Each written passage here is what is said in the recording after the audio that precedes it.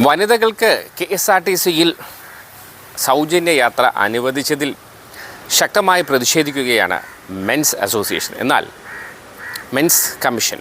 എന്നാൽ പ്രതിരോധത്തിൻ്റെ രീതി KSRTC bus തടയലോ അങ്ങനെ മറ്റു അനിഷ്ട സംഭവങ്ങളൊന്നുമില്ലാതെ പ്രതിഷേധിക്കുകയാണ് മെൻസ് കമ്മീഷൻ അംഗങ്ങൾ. എന്തായാലും രാഹുൽ ഈശ്വരും ഒപ്പം മുകേഷ് M. നായരും അടങ്ങുന്ന മെൻസ് കമ്മീഷൻ്റെ, മെൻസ് അസോസിയേഷൻ്റെ പ്രവർത്തകർ എന്താണ് പറയാൻ ഉദ്ദേശിക്കുന്നത്, എന്താണ് അവർക്ക് പറയാനുള്ളതെന്ന് നമുക്ക് കേൾക്കാം. സ്ത്രീകൾക്ക് മാത്രമായി സൗജന്യ യാത്ര നൽകുകയും KSRTC ബസ്സുകളിൽ പുരുഷന് ആനുകൂല്യങ്ങൾ നൽകുന്നില്ല എന്ന കാര്യത്തിൽ പ്രതിഷേധവും വിഷമവും ഉണ്ട്. പക്ഷേ ഈ ബസ് തടയുന്നത് പോലുള്ള കാര്യങ്ങൾ തികച്ചും തെറ്റാണ്, അമിതമായ റിയാക്ഷൻസ് ആണ്. അത്തരം കാര്യങ്ങൾ ശരിയല്ല എന്നും കൂടി എടുത്തു പറയാൻ വേണ്ടിയാണ് ഈ പ്രസ് മീറ്റ് വിളിക്കുന്നത്. കേരളത്തിൽ കഴിഞ്ഞ വർഷങ്ങളിൽ വ്യത്യസ്ത പുരുഷ സംഘടനകളുണ്ട്. എല്ലാവരെയും നമുക്ക് വ്യക്തിപരമായി അറിയുന്നവരാണ്, എല്ലാവരോടും സഹകരിക്കുന്നവരാണ്, അവർ ചെയ്യുന്ന നല്ല കാര്യങ്ങളെ അഭിനന്ദിക്കുന്നവരാണ്.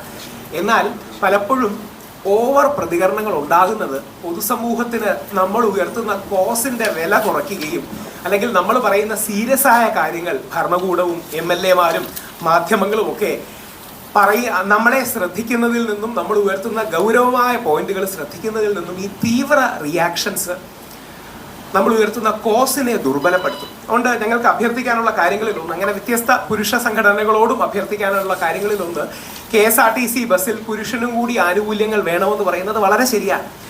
പക്ഷേ സ്ത്രീകൾക്ക് ആനുകൂല്യം കൊടുക്കണ്ട എന്നുള്ള സമീപനം നമുക്ക് ആർക്കുമില്ല.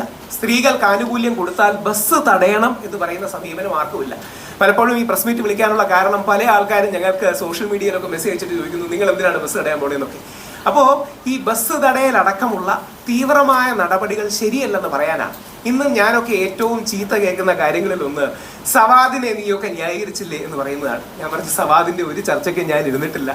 സവാദ് രണ്ടാമത്തെ കേസിൽ പിടിക്കപ്പെട്ടപ്പോഴോ അല്ലെങ്കിൽ അദ്ദേഹത്തിനെതിരെ ആക്ഷൻ ഉണ്ടായപ്പോൾ ആദ്യ കേസിൽ സവാദിന്റെ ദുരനുഭവം നേരിട്ടുണ്ടെന്ന മസ്താനിയെ ഞാൻ വിളിച്ച് ക്ഷമ പറയുകയുണ്ടായിരുന്നു. മസ്താനിയോട് പറഞ്ഞു, ആദ്യ കേസിൽ മസ്താനിയെ സപ്പോർട്ട് ചെയ്യാൻ കഴിയാത്തതിലാണ് എനിക്ക് ക്ഷമ പറയാനുള്ളത്. ഞങ്ങളൊക്കെ വളരെ മോഡറേറ്റായി മിതത്വത്തോടു കൂടി പറയുന്ന ഓരോ വാക്കുകൾക്കും ഉത്തരവാദിത്വം ഏറ്റെടുത്ത് കാര്യങ്ങൾ ചെയ്യുന്ന എൻ്റെ വളരെ അടുത്ത സുഹൃത്തും ഞാൻ വളരെ ബഹുമാനിക്കുന്ന ഒരാളുമാണ് ശ്രീ ബോബി ചെമ്മണ്ണൂർ. ശ്രീ ബോബി ചെമ്മണ്ണൂർ ജയിലിൽ നിന്നിറങ്ങിയപ്പോൾ അദ്ദേഹത്തിന് പടക്കം പൊട്ടിക്കാനും മറ്റേ ലഡ്ഡു കൊടുക്കാനും ഒക്കെ പോകുന്നത് കോടതിയോടുള്ള അവഹേളനം കൂടിയാണ്. ഇതിന്റെ കാര്യം, ഇത് ഫെമിനിസ്റ്റുകളുടെ കുരു പൊട്ടിക്കണം എന്നുള്ളതല്ല പുരുഷാവകാശ പ്രവർത്തനം. ഞങ്ങളുടെ പുരുഷാവകാശ പ്രവർത്തനങ്ങളുടെ ഇടയിൽ ചില ആൾക്കാരുടെ ഒരു പ്രത്യേകതയുണ്ട്, സ്ത്രീകളുടെ അല്ലെങ്കിൽ ഫെമിനിസ്റ്റുകളുടെ, സ്ത്രീപക്ഷവാദികളുടെ കുരു പൊട്ടിക്കുക, അതാണ് അവരുടെ ഏറ്റവും ഇഷ്ടമുള്ള കാര്യം. അതുകൊണ്ട് നമുക്കൊരു ഗുണവുമില്ല. അത് ഈ ഓവർ റിയാക്ഷനാണ്. അതായത് സാമൂഹ്യ മാധ്യമങ്ങളിലടക്കം ഒരു ഓളം ഉണ്ടാക്കാനോ ഓവർ റിയാക്ഷൻ ഉണ്ടാക്കാനോ ചെയ്യുന്നതാണ്. അതുകൊണ്ട് ബഹുമാനപ്പെട്ട കേരള സർക്കാർ വളരെ ആലോചിച്ചാണ്. അപ്പം കേരള സർക്കാരിന് കോടിക്കണക്കിന് രൂപയുടെ എക്സ്ട്രാ എഫേർട്ട് വേണ്ടി വരും ഈ KSRTCയിലെ സ്ത്രീജനങ്ങളുടെ യാത്രയുടെ കാര്യം ശരിയാക്കാൻ. അത് ശ്രീ CP ജോണും ശ്രീ VD സതീശനും കൂടെ കണ്ടെത്തിക്കോളും. നമുക്ക് അതിനോടൊന്നും അല്ലല്ലോ വിയോജിപ്പുള്ളത്. എന്നാൽ പുരുഷനും കൂടി ഏതെങ്കിലും രീതിയിൽ ആനുകൂല്യങ്ങളും സൗജന്യങ്ങളും കൊടുക്കണം. ഉദാഹരണം, പ്രായമായ പുരുഷന്മാർക്ക് എന്ന് പറയുന്ന ക്രിയേറ്റീവായ, പോസിറ്റീവായ, സർഗാത്മകമായ സമീപനങ്ങളോ ഫീഡ്ബാക്കോ ക്രിറ്റിസിസത്തിനോ അധികമായിട്ട് ചില ആൾക്കാരെങ്കിലും, അതായത് ബസ്സുകളുടെ ഫ്രണ്ടിൽ തടയുമെന്നും ബസ്സുകളിൽ നിയമം വിരുദ്ധം ബസ്സുകളിൽ പുരുഷന്മാർ ഫ്രീ ആയിട്ട് കയറി യാത്ര ചെയ്യണമെന്നും എന്നൊക്കെ പറയുന്നത് നിയമത്തോടുള്ള അവഹേളനമാണ്, KSRTCയോടുള്ള അവഹേളനമാണ്. പാവപ്പെട്ട ഏതെങ്കിലും ഒരു കണ്ടക്ടറായിരിക്കും അവിടെ നിൽക്കുന്നത്, ആ കണ്ടക്ടറുടെ കയ്യിൽ നിന്ന് കാശ് പോകുന്ന ഗതികേടിലേക്ക് വരും. അതുകൊണ്ട് അഭ്യർത്ഥിക്കാനുള്ള കാര്യങ്ങളുടെ ഏറ്റവും, ആരെയും പേരെടുത്ത് പറയുന്നില്ല, ആരെയും വിഷമിപ്പിക്കുന്നില്ല, ആരെയും വിമർശിക്കുന്നില്ല. പക്ഷേ പറയാനുള്ള കാര്യം, നമ്മൾ മുമ്പോട്ട് നിലപാടുകൾ വെക്കുമ്പോൾ പൊതുസമൂഹത്തിനും കൂടി സ്വീകരിക്കപ്പെടണം. ഞാനും മുകേഷും ഒക്കെ പ്രസ് മീറ്റിലൊക്കെ ഇരിക്കുന്നതിനും പലതവണ ആലോചിക്കാം, നമ്മൾ ഏതെങ്കിലും ഒരു വാക്ക് പറഞ്ഞാൽ തെറ്റിപ്പോകരുത്, നമ്മൾ സ്ത്രീവിരുദ്ധരല്ല, സ്ത്രീവിരുദ്ധരായി ചിത്രീകരിക്കാൻ മറ്റൊരാൾക്ക് അവസരം കൊടുക്കരുത്, നമ്മൾ പറയുന്ന കാര്യങ്ങൾക്ക് വലിയ സൂക്ഷ്മത വേണം, വലിയ കൃത്യത വേണം, അല്ലാതെ പോകരുത്. ഇപ്പം ഞങ്ങളൊക്കെ സീരിയസ് ആയിട്ട്, അതായത് വളരെ ഗൗരവത്തോടെ ഒരു നിയമത്തിന്റെ പടിപ്പുരയിലാണ് സ്ത്രീകൾക്ക് ഇപ്പം അതിജീവിത എന്നാണ് സ്ത്രീകളെ വിളിക്കാറുള്ളത് ഒരു കേസിൽ വന്നാൽ. അതേപോലെ പുരുഷനെ ആരോപിതൻ എന്ന് മാത്രമേ വിളിക്കാവൂ. പുരുഷന്റെ ഐഡന്റിറ്റിയും പേരും പറയാൻ പാടില്ല. റീസണബിൾ ആയ ഒരു നിലപാടാണ് ബഹുമാനപ്പെട്ട കേരള ഹൈക്കോടതിയുടെ ഡിവിഷൻ ബെഞ്ച് ഹേമ കമ്മിറ്റിയിൽ പറഞ്ഞ ഒരു ഉത്തരവ് ഇങ്ങനെയാണ്. അതായത് ഹേമ കമ്മിറ്റിയുടെ കോണ്ടെക്സ്റ്റിൽ ഹൈക്കോടതി പറഞ്ഞു, പുരുഷന്മാരുടെ പേരും വെളിവിടാൻ പാടില്ല, അവർക്കും സ്വകാര്യതയുണ്ട്. ഈ വിധിയെ എടുത്ത് ഒരു നിയമമാക്കി മാറ്റി ഞങ്ങൾ MLA-മാരുടെ അടുത്ത് ക്യാമ്പയിൻ ചെയ്യാൻ നിൽക്കുക. നാളെ ഞങ്ങൾ MLA-മാരുടെ അടുത്തും മന്ത്രിമാരുടെ അടുത്തും ചെല്ലുമ്പോൾ അവർ കളിയാക്കി ഞങ്ങളോട് ചോദിക്കരുത് നിങ്ങൾക്ക് ബസ് തടയാൻ പോയിട്ട് എന്തായി. ഇതിന്റെ പ്രശ്നം ഏതെങ്കിലും രീതിയിൽ അപക്വമായ നിലപാടുകൾ നമ്മൾ എടുക്കുമ്പോൾ പുരുഷാവകാശം എന്ന കോസ് തന്നെ ദുർബലപ്പെടുകയാണ്. അപ്പം അതുകൊണ്ട് വളരെ താഴ്മയോടെ അഭ്യർത്ഥിക്കാനുള്ളത്, പ്രത്യേകിച്ച് നല്ല വൈബ്രൻ്റായ ഒരുപാട് പുരുഷാവകാശ പ്രവർത്തകരുണ്ട്, അവരോട് പറയാനുള്ളത് ഞങ്ങളടക്കം ആരുടെയും മിഷൻ മെൻസ് കമ്മീഷന്റെ അടക്കം ആരുടെയും പിന്തുണ ബസ് തടയലിനില്ല. പ്രതിഷേധത്തിന് മറ്റും കാര്യമുണ്ട്, അല്ലെങ്കിൽ വിഷമമുണ്ട്, സർക്കാരിനോട് അഭ്യർത്ഥിക്കാം. പക്ഷേ എക്സ്ട്രീം നിലപാടുകളിലേക്കും നടപടികളിലേക്കും ആരും പോകരുത്. ഏറ്റവും മിതമായി സ്ത്രീകളെ അനുകൂലിച്ച് സ്ത്രീകൾക്ക് പരിഗണനയും മുൻഗണനയും കൊടുക്കണം എന്ന് വിശ്വസിച്ചുകൊണ്ട്, എന്നാൽ പുരുഷനെ അവഗണിക്കരുത് എന്ന് മാത്രമാണ് ലിമിറ്റഡ് പോയിന്റ്സ്. അത്തരം പോയിന്റുകൾ വിജയിപ്പിക്കാൻ പോലും ഞങ്ങൾ ബുദ്ധിമുട്ടുന്ന കാലത്ത് ഈ ബസ് തടയും തുടങ്ങിയ കാര്യങ്ങൾ പറയുന്നതിന് എന്തർത്ഥമാണോ എന്നുള്ളതെന്ന് എനിക്കറിയില്ല.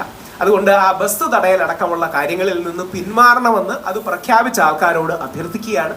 യഥാർത്ഥത്തിൽ പുരുഷാവകാശങ്ങളുടെ കോസ് കൂടുതൽ ദുർബലപ്പെടുകയാണ് നമ്മൾ അമിതമായി കാര്യങ്ങൾ ഉന്നയിക്കുന്നതിലൂടെ. അത് പടക്കം പൊട്ടിക്കുന്നതാണെങ്കിലും ലഡ്ഡു ആണെങ്കിലും. പൾസർ സുനിയെ മാലയിടാൻ പോയി. എന്തർത്ഥത്തിലാണ് പൾസർ സുനിയെ മാലയിടുന്നത്? കോടതി ക്രിമിനലായി കണ്ടെത്തിയ ഒരു വ്യക്തിയും മറ്റുമാണ്. ശ്രീ ദിലീപ് തെറ്റുകാരനല്ല എന്ന് കോടതി രീതി ചൂണ്ടിക്കാണിച്ച് സംസാരിക്കുന്നതും പൾസർ സുനിക്ക് മാലയിടുന്നതും രണ്ടാണ്.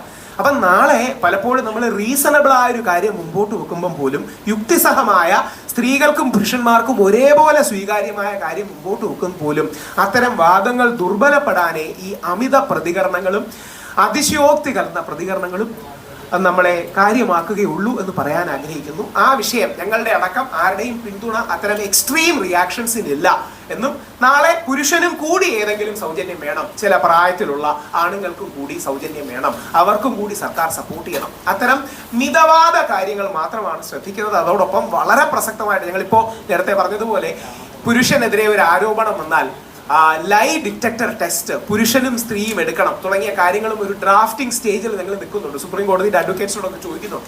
കാര്യം ഈ വ്യാജ പരാതികളടക്കം റേസ് ചെയ്യുമ്പോൾ ഞങ്ങൾ പറയുന്ന കാര്യത്തിന്റെ സീരിയസ്നെസ്സും ഗൗരവവും ചോർത്തിക്കളയാൻ ഇടയാകരുത് എന്ന് അഭ്യർത്ഥിക്കുന്നു. പ്രധാനമായിട്ടും ഇപ്പോൾ ഈ സ്ത്രീ പീഡന ആരോപണങ്ങളിൽ കോടതി വിധി പറയുന്നതിന് മുന്നേ ഈ പുരുഷന്മാരുടെ പേര്, അപ്പോൾ ഇവിടെ ഇരിക്കുന്ന ഒരുപാട് പുരുഷന്മാരുണ്ട്. ഒരു എക്സാമ്പിൾ ഞാൻ പറയണം. നിങ്ങൾ ഇവിടെ ഇരിക്കുന്ന ഈ സമയത്ത് 12:05 കൃത്യമായി നോട്ട് ചെയ്ത് വെച്ചോ. ഈ സമയത്ത് ഒരു പെൺകുട്ടി ഇവിടെ, ഈ സമയത്ത് നമുക്കെല്ലാം അറിയാം നിങ്ങളിവിടെ ഉണ്ടെന്ന്. ഒരു പെൺകുട്ടി നിങ്ങൾക്കെതിരെ ഒരു പരാതി കൊടുത്തിട്ടുണ്ടെങ്കിൽ FIR ആവും, നിങ്ങളെ പോലീസ് അറസ്റ്റ് ചെയ്യും, പിന്നെ വാർത്തയാവും. അത് കഴിഞ്ഞ് നിങ്ങൾ തെളിയിക്കുള്ളൂ, നിങ്ങൾ ഇവിടുത്തെ CCTV വിഷ്വൽസും സാക്ഷിയൊക്കെ വെച്ചിട്ട്. അപ്പം ഇങ്ങനെയുള്ള വ്യാജ പരാതികളെ നേരിടാൻ അല്ലെങ്കിൽ പുരുഷനൊരു സംരക്ഷണം കൊടുക്കാൻ പറ്റുന്ന ഒരൊറ്റ കാര്യമാണ് ഈ ഒരു നിയമം. നമ്മൾ പുതുതായിട്ട് ഡ്രാഫ്റ്റിംഗ് സ്റ്റേജിലാണ്. പുരുഷന്റെ പേര്, ഇപ്പം അതിജീവിത എന്ന് പറയുന്ന പോലെ പുരുഷൻ കുറ്റാരോപിതനായിരിക്കുന്ന സമയത്ത് പുരുഷന്റെ പേര് പുറത്ത് കാണിക്കുന്നതാണ്. അനവധി പുരുഷന്മാർ ആത്മഹത്യ ചെയ്തിട്ടുണ്ട്, നമുക്കറിയാം. ദീപക് ഉൾപ്പെടെ വെറുതെ ഒരു വീഡിയോ വന്നപ്പോൾ ആത്മഹത്യ ചെയ്ത ആളാണ് ദീപക്. ഒരൊറ്റ വീഡിയോയിൽ ഒരാളുടെ ജീവിതം പോയി. എത്രയോ പേര് ആത്മഹത്യ ചെയ്തിട്ടുണ്ട്. ചിലർ സൂയിസൈഡ് ചെയ്യാൻ ശ്രമിച്ച് ഇപ്പോഴ് പാരലൈസ് വന്ന് കിടപ്പുണ്ട്. എലിവേഷൻ കുടിച്ചിട്ട് പിന്നെ ഫുള്ളി കോമയെ കിടക്കുന്ന ആൾക്കാരുണ്ട്. അപ്പം പിന്നെ കേസ് അന്വേഷിച്ച് വരുമ്പോൾ ഒന്നുമില്ല, വെറും ആരോപണം മാത്രമാണ്. അപ്പം ഈ കേസ് അന്വേഷിച്ച് കോടതി പ്രഥമ ദൃഷ്ട്യാ അയാൾ കുറ്റക്കാരനാണെന്ന് കണ്ടെത്തുന്നവരെയെങ്കിലും അയാളെ വെറും കുറ്റാരോപിതൻ അല്ലെങ്കിൽ അയാളും അതിജീവിതനായിട്ട് അറിയപ്പെടുക എന്നുള്ളതാണ് നമ്മളുടെ ഇത്. പിന്നെ അതുപോലെ ബസ്സിൻ്റെ കാര്യത്തിൽ നമ്മൾക്ക് വളരെ തീവ്രമായ ഒരു നിലപാടുകളുമില്ല. ബസ് തടയൽ അല്ലെങ്കിൽ അതുപോലെ അതിനെതിരെ അങ്ങനത്തെ ഒരു മൂന്നാംകിട പ്രതിഷേധങ്ങൾക്ക് നമ്മൾ മുന്നോട്ടില്ല, അതും കൂടെ അറിയിക്കുന്നു. അങ്ങനെ പല സാമൂഹ്യ മാധ്യമങ്ങളിൽ അങ്ങനത്തെ പല പോസ്റ്റുകളും കണ്ടു, അതിൽ നമ്മളില്ല എന്നുകൂടെ അറിയിക്കാൻ കൂടെ വേണ്ടിയിട്ടാണ്. അത് കൃത്യമായി പറഞ്ഞില്ലെങ്കിൽ നാളെ ഞങ്ങൾ പറയുമ്പോൾ നിങ്ങൾ തന്നെ തിരിച്ചു ചോദിക്കും, കണ്ടോ ബസ് തടയാൻ പോയിട്ട് എന്തായി. ഇപ്പോൾ ഇനി ആ ചെയ്യുന്നവരോടുമേ ഞാൻ അവരുടെ 1-2 സുഹൃത്തുക്കളോടും സംസാരിച്ചു. നമ്മൾ ഈ ഓവർ റിയാക്ട് ചെയ്തിട്ട് കാര്യമില്ല എന്ന് പറയുന്നത് ആ ഓവർ റിയാക്ഷൻ തെറ്റുമാണ്. ഓവർ റിയാക്ഷൻ കൊണ്ട് ഗുണവുമില്ല. അതുകൊണ്ട് അത്തരം കാര്യങ്ങളിൽ നിന്ന് പിൻവാങ്ങണം. ബസ് തടയൽ പോലെ ജനാധിപത്യ വിരുദ്ധമായ സ്ത്രീ വിരുദ്ധമെന്ന് വ്യാഖ്യാനിക്കപ്പെട്ടേക്കാവുന്ന കാര്യങ്ങളോട് ഒരു കാരണവശാലും യോജിപ്പില്ല. സ്ത്രീകളോടും കൂടി പൂർണ്ണ സഹകരണത്തോടെ യോജിക്കാവുന്ന മേഖലകൾ, ഫെമിനിസ്റ്റുകളോടക്കം യോജിക്കാവുന്ന മേഖലകൾ കണ്ടെത്തി യോജിച്ചു പോകണം എന്ന് വിശ്വസിക്കുന്ന മിതവാദ സമീപനമാണ് ഞങ്ങൾക്കടക്കമുള്ളത് എന്ന് പറയാൻ ആഗ്രഹിക്കുന്നു. ചോദ്യങ്ങളുണ്ടെങ്കിൽ കൂടെ എടുത്തിട്ട്. കമ്മീഷൻ എന്ന് പറയുന്നത് സ്ത്രീകൾക്കെതിരാണെന്ന് ഒരിക്കലുമല്ല. നമ്മൾക്ക് പുരുഷന്മാരുടെ ഒരുപാട് കംപ്ലൈൻറ്റ്സ് വരാറുണ്ട്, സ്ത്രീകളുടെയും വരാറുണ്ട്. ഇപ്പൊ ഏറ്റവും കൂടുതൽ വിളിക്കുന്നത് സ്ത്രീകളാണ്. ചേട്ടാ ഇങ്ങനെ പ്രശ്നമുണ്ട്, നമ്മൾ അവരെയും സപ്പോർട്ട് ചെയ്യാറുണ്ട്. കേട്ടോ പേരിൽ ഇങ്ങനെ ഉണ്ടെങ്കിൽ നമ്മൾ എല്ലാ സപ്പോർട്ടും കൊടുക്കാറുണ്ട്. ന്യായമാണെന്ന് തോന്നുന്ന എല്ലാ കാര്യങ്ങളും ഒരുപാട് വ്യാജ പരാതി, വ്യാജ കേസുകൾ വരുന്നുണ്ട്, അങ്ങോട്ടും ഇങ്ങോട്ടും വരുന്നുണ്ട്. പക്ഷെ കൂടുതലും പുരുഷനെതിരെയാണെന്ന് മാത്രമേ ഉള്ളൂ. അല്ല, ഞങ്ങളുടെ ഈ മിഷൻ വിമൻസ് കമ്മീഷനിൽ വർക്ക് ചെയ്യുന്ന 2 പ്രമുഖ ലോയേഴ്സ് അല്ലെങ്കിൽ സപ്പോർട്ട് ഫ്രീ ആയിട്ട് കൊടുക്കുന്ന ലോയേഴ്സ് 2 പേര് സ്ത്രീകളാണ്. അവരുടെ കൂടി കാര്യം എന്താ പറയുക, ഇത് സമൂഹത്തിൽ ഒരു നീതിയും ഒരു സെൻസ് ഓഫ് ബാലൻസ്, ഒരു സന്തുലനം പലപ്പോഴും വേണമെന്നുള്ളതാണ്. ഈ സന്തുലനം ഇല്ലാതാകുമ്പോഴാണ് അത് ഈ തീവ്ര ഫെമിനിസ്റ്റുകളുടെ ഭാഗത്തുനിന്നും ഉണ്ടാകാറുണ്ട്, ഈ തീവ്ര ഒരു പുരുഷ പ്രവർത്തകരുടെ ഭാഗത്തുനിന്നും ഉണ്ടാകാറുണ്ട്. അപ്പം അവർ കറക്റ്റ് ചെയ്തില്ലെങ്കിൽ നാളെ നമ്മൾ പറയുന്ന കോസ് ഡീലെജിറ്റിമൈസ്ഡ് ആയി പോകും, നമ്മൾ പറയുന്ന വാദങ്ങൾ ദുർബലമായി പോകും, നമ്മൾ പറയുന്ന കാര്യങ്ങൾ ഈ ബഹളത്തിലും വിവാദത്തിലും മുങ്ങിപ്പോകും. ഇതുകൊണ്ട് ആർക്കും ഗുണമില്ല. വേണമെങ്കിൽ മാധ്യമ ചർച്ചകൾ ഉണ്ടാകാം, ഒരുപക്ഷെ വാർത്തകൾ ഉണ്ടാകാം, എന്നതിനപ്പുറം സീരിയസ് ആയിട്ടൊരു പോളിസി മാറ്റമോ നയമാറ്റമോ ഉണ്ടാകും. ഞാനിപ്പോൾ കോൺഗ്രസിൽ 1-2 മന്ത്രിമാരോടും MLA മാരോടും സംസാരിക്കുന്നുണ്ട്. ഏതെങ്കിലും രീതിയിൽ അവർ പറഞ്ഞു തൽക്കാലം പുരുഷ കമ്മീഷനേക്കാൾ കൂടുതൽ സ്വീകാര്യത നിയമത്തിനായിരിക്കും കിട്ടുക. മതി, ഒരു ഗുണമുള്ള എന്തെങ്കിലും നടക്കട്ടെ. എത്രയോ വർഷങ്ങളായി ഞങ്ങൾ ശ്രമിക്കുകയാണ്.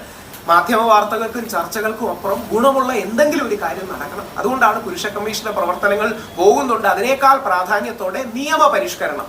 പുരുഷനെയും ആരോപിതനെന്ന്, സ്ത്രീയെ അതിജീവിതയെന്നും പുരുഷനെ ആരോപിതൻ എന്ന് മാത്രം വിളിക്കുന്ന ഒരു ഘട്ടത്തിലും നിയമത്തിന്റെ ക്യാമ്പയിൻ ഇതിലാണ് ഇത്തരം കോസുകൾ അതുകൊണ്ട് ഡീലെജിറ്റിമൈസ് ചെയ്യപ്പെടരുതെന്നുള്ളത് കൊണ്ടാണ്.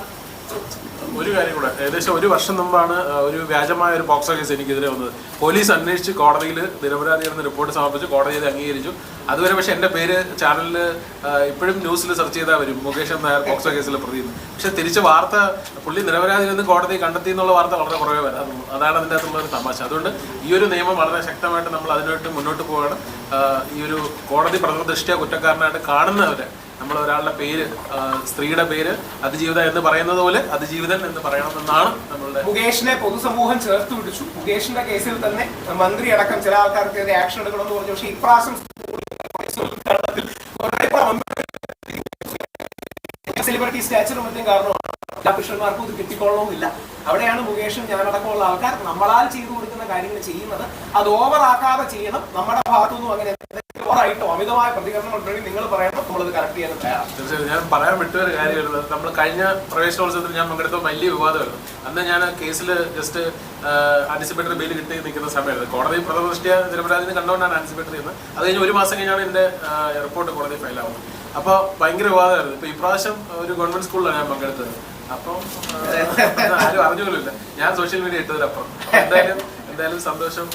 നിങ്ങൾ എല്ലാവരും സപ്പോർട്ട് വേണം. Thank you.